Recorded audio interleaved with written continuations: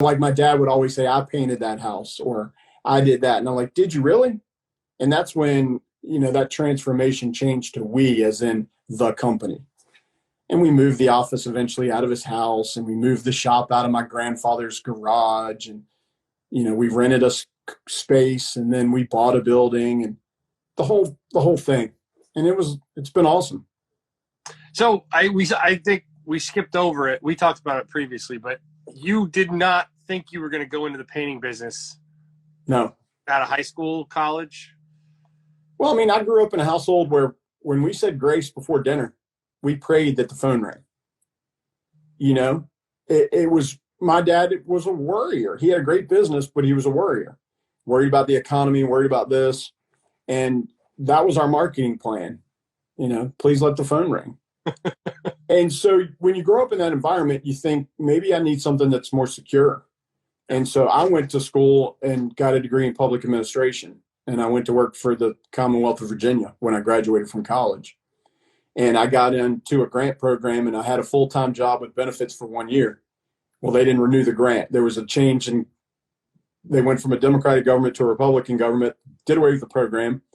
They kept me on, and I was what they call a P14, so I could work 32 hours a week with no benefits.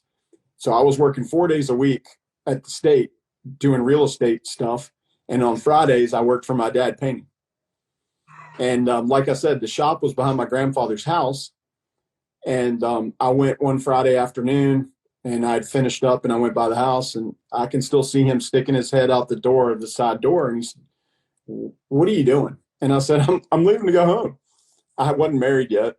And he said, "No, what are you doing? You need to stop messing around and go into business with your dad." And I said, "Well, Grandpa, I don't think they sent me to college to be a painter." And he was like, "You're not going to be a painter. That business can be whatever you want it to be. And you got to remember that." And I said, "Well, there's security in this and security in that."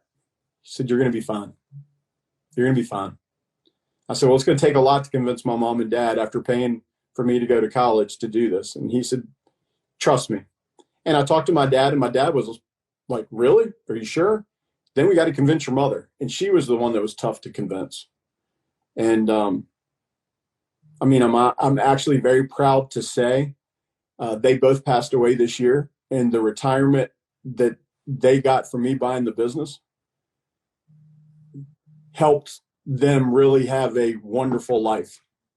Yeah. And it was one of those things that it was mutually beneficial. They gave me an opportunity with what you said, like a great business, and it helped them get a retirement that they may not have ever had.